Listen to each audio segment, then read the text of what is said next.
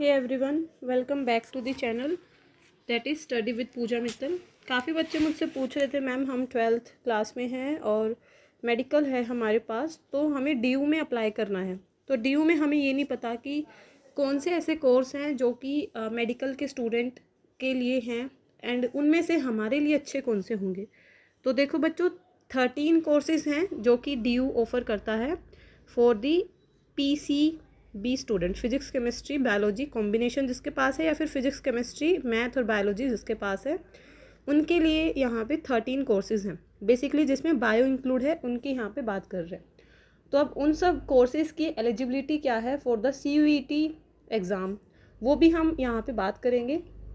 Plus में जो course है उनमें से अच्छा कौन सा होता है, एक तो होता है ऑनर्स कोर्स, एक होता है जनरल कोर्स। ऑनर्स का मतलब है जैसे आपने बॉटनी ऑनर्स लिया तो आप फर्स्ट और सेकंड ईयर में बॉटनी, जूलॉजी, केमिस्ट्री और एक लैंग्वेज ये सब तो पढ़ोगे, बट जो लास्ट ईयर होता है BSc फाइनल ईयर, उसमें आप सिर्फ बॉटनी ही पढ़ोगे और कोई सब्जेक्ट नहीं पढ़ोगे।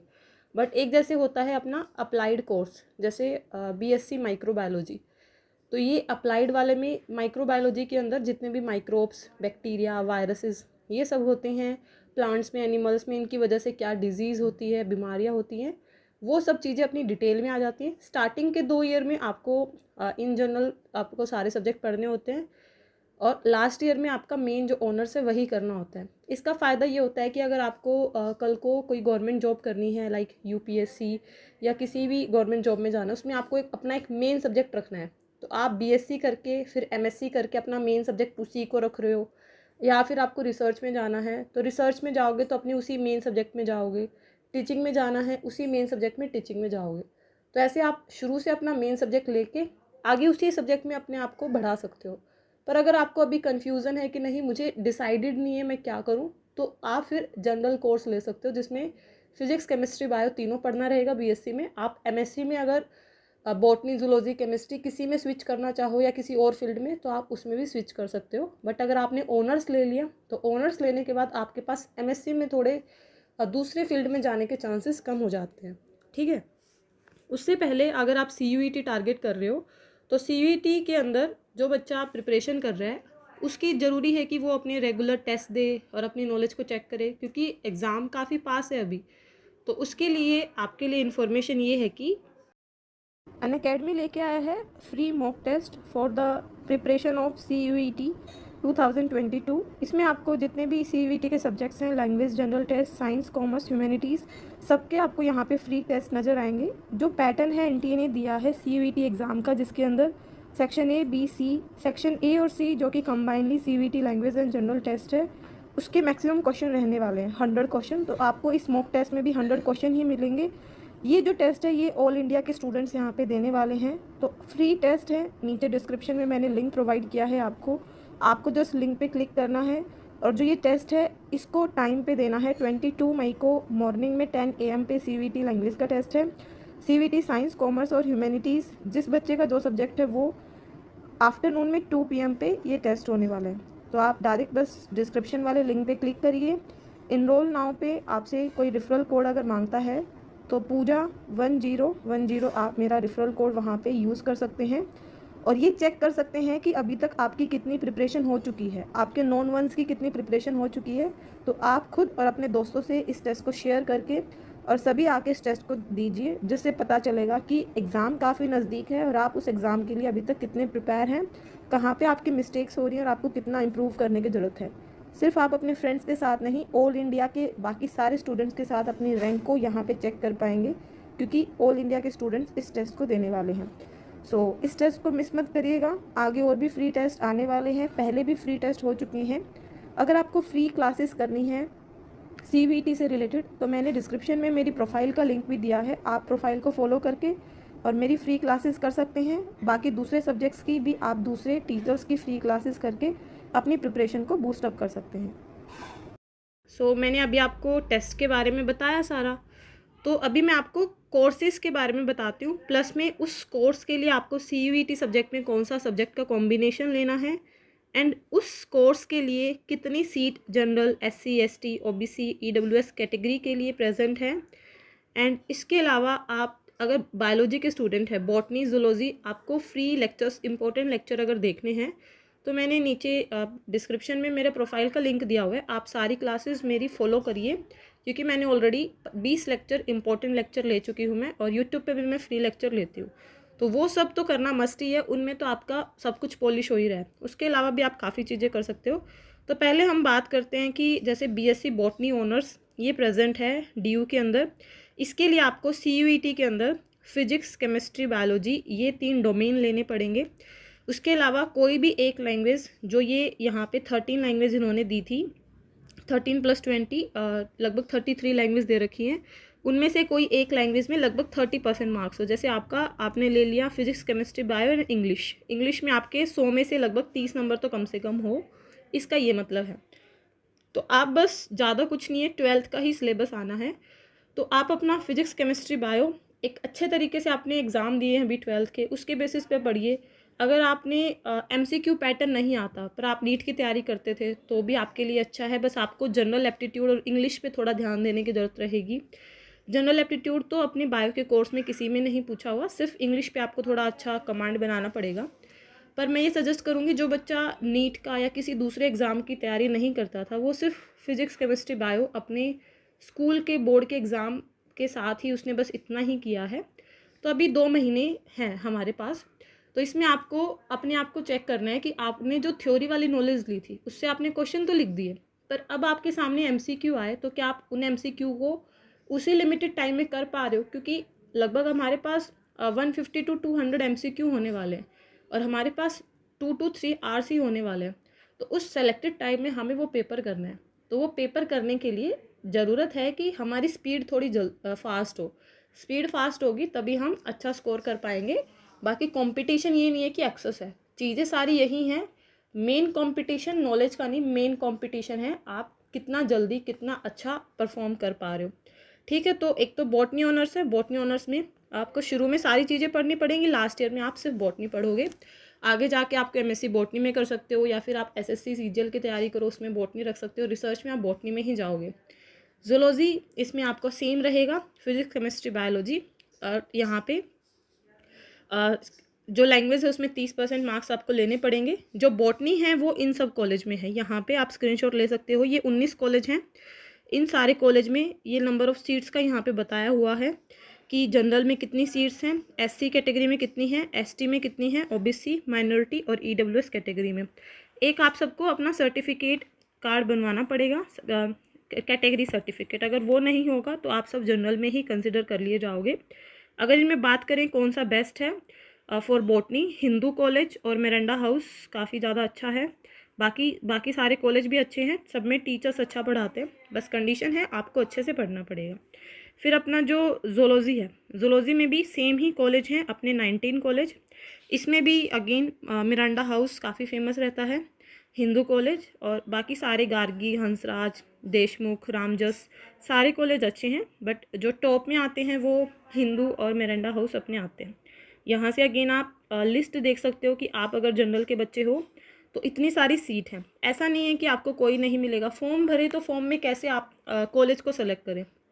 अगर CUET के फॉर्म में सिर्फ ये आता है कि DU फॉर BSc बॉटनी और BSc जूलॉजी, तो आप उसमें भरिए। और अगर आप बायो के बच्चे हो, आपको यही नहीं समझ में आ रहा कि आपको क्या करना चाहिए, तो ये मैं आपको यहाँ पे 13 कोर्सेज़ जो बताऊँगी बायोलॉजी से रिलेटेड, तो आप एक काम कर सकते हो। जैसे काफ़ी बच्चे बोल रहे हैं कि मैम हमें हमारे पेरेंट्स ज़्यादा दूर दूर नहीं भेजेंगे, दिल्ली सबका सेंटर है, दिल्ली तो फिर भी काफ़ी पेरेंट्स भेजने को लिए रेडी हैं। तो उनको मैं ये बोलूँगी बच्चों कि जितने 13 कोर्स यहाँ पे बता रही हूँ उनके नाम लिख लो। एक तो आया MSc बॉटनी, एक आया BSc botany and BSc zoology. अब ये अपने 19 कॉलेज में है। अगर आपसे वहाँ पे कॉलेज का भी नाम पूछा जाता है, बट एज आई थिंक सिर्फ DU पूछा जाएगा कि दिल्ली यूनिवर्सिटी, दिल्ली। इसके अलावा वहाँ पे कुछ नहीं पूछा जाएगा। जब काउंसलिंग होगी, काउंसलिंग के टाइम आपसे पूछा जाएगा कि आपकी कौन से कॉलेज की प्रायोरिटी है। तो जब काउंसलिंग होगी तब फिर से वीडियो बना देंगे, या फिर आप काउंसलिंग के लिए सेम वीडियो कंसिडर कर सकते हो। और अगर आपको BSc होम साइंस करना है, होम साइंस काफ़ी लोग करना पसंद करते हैं, जिसमें होम साइंस इसलिए बता रही हूँ मैं क्योंकि ये ऐसा इसमें 2 कॉम्बिनेशन दिए हुए हैं कि या तो आप बायो और फिजिक्स को ले सकते हो, एक आपकी मर्जी है। आप B1 B2 लिस्ट जो उन्होंने दी हुई हैं, B1 B2 लिस्ट में सब्जेक्ट्स हैं। फॉर एग्जांपल आप केमिस्ट्री यहाँ पे लेना चाहते हो, केमिस्ट्री की जगह आप कोई म्यूज़िक लेना चाहते हो, फिजिकल साइंस लेना चाहते हो, तो वो आप यहाँ पे ले सकते हो। अगर आपको फिजिक्स कम आती है, आपको केमिस्ट्री और बायो का अच्छा कॉम्बिनेशन आता है, तो आप कॉम्बिनेशन 2 पे जा सकते हो। इसमें लैंग्वेज तो कंपलसरी है ही, एक और सब्जेक्ट तो आप या तो फिजिक्स, केमिस्ट्री, बायो और इंग्लिश, इन चारों को ही रखिए, जिसकी हेल्प से आपका बॉटनी भी, जोलॉजी भी, होम साइंस भी, ये सारा हो जाएगा। होम साइंस जो है वो 5 कॉलेज के अंदर है, जिसकी लिस्ट यहाँ पे दी हुई है। ऐसे ये अलग अलग कॉलेज है, इन सब में आपको जो होम साइंस है ये देखने को मिलेगा। फिर अपना आता है BSc बायोकेमिस्ट्री। बायोकेमिस्ट्री का मतलब है जो आप बायोमोलिक्यूल्स पढ़ते हो ना, सेल बायो के अंदर मेटाबॉलिज्म पढ़ते हो, वो सारी चीज़ें बायोकेमिस्ट्री के अंदर आता है, जो कि इंक्लूड करेगा अपना केमिस्ट्री और बायो का कॉम्बिनेशन। तो डेफिनेटली ये बच्चे नॉन मेडिकल के भी ये पेपर दे सकते हैं, बायोकेमिस्ट्री वाला, PCMB वाले कॉम्बिनेशन के दे सकते हैं।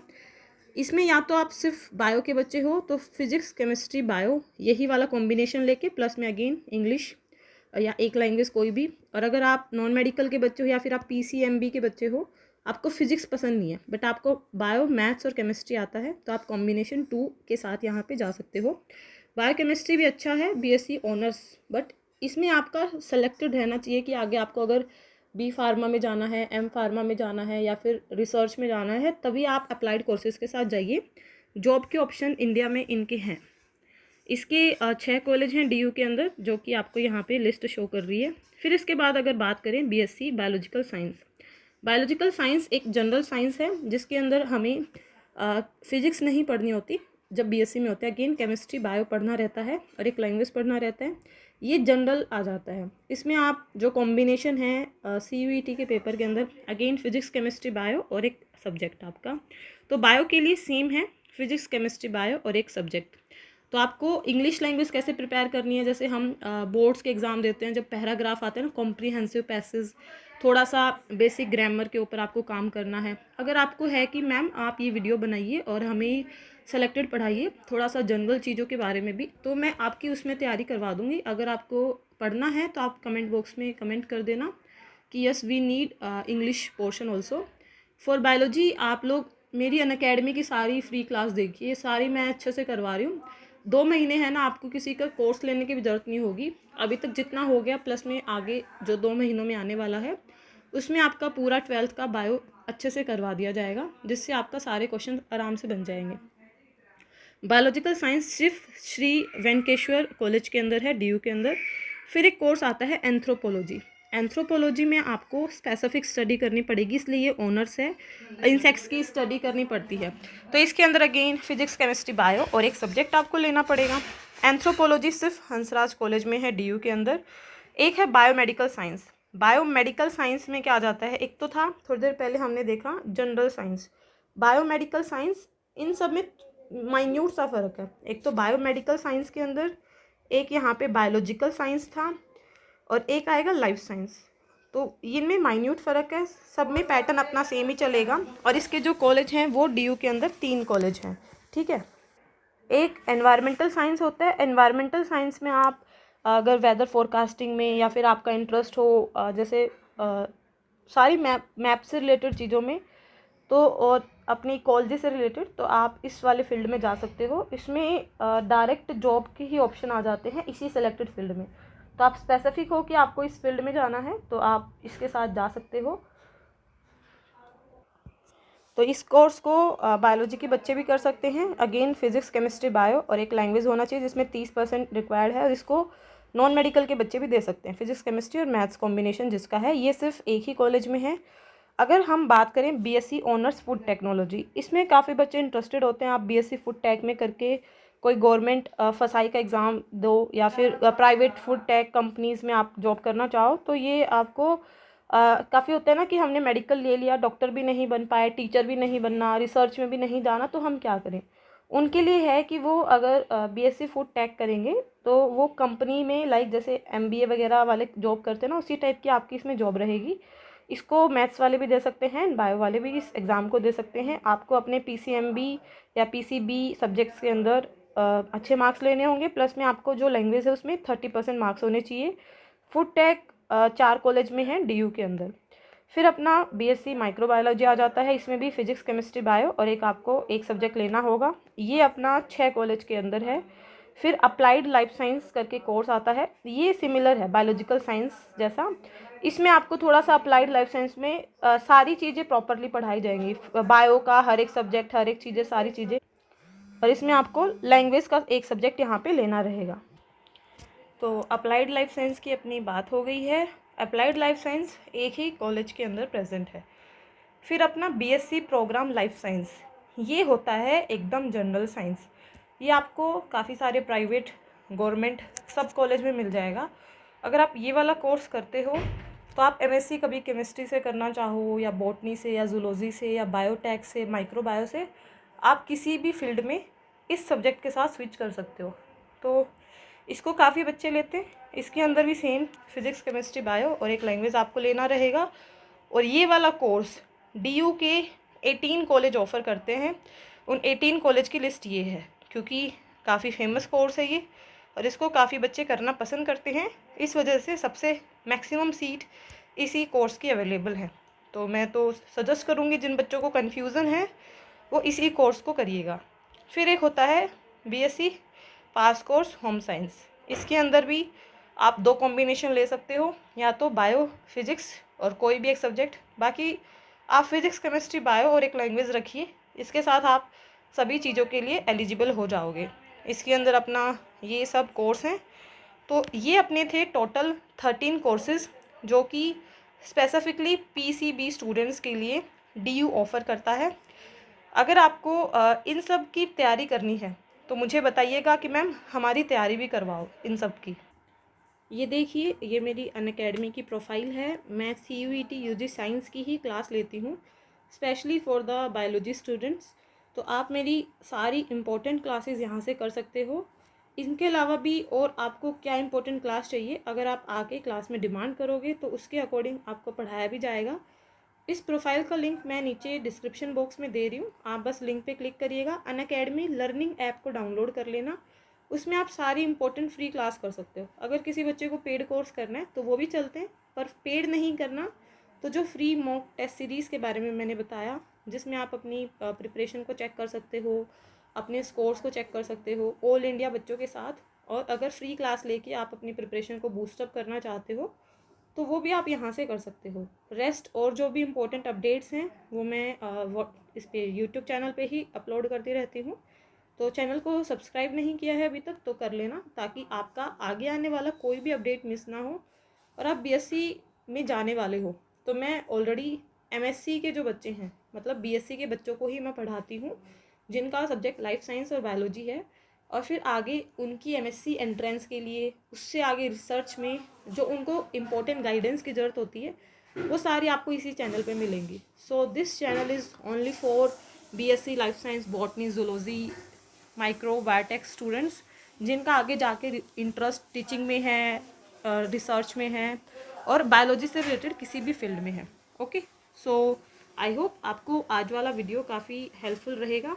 कोई भी डाउट हो तो आप डिस्क्रिप्शन बॉक्स में एक बार लिंक्स चेक करना और फिर कमेंट बॉक्स में डाउट पुट कर देना। Okay, I will definitely reply your doubts. Thank you so much everyone and all the best for your preparation.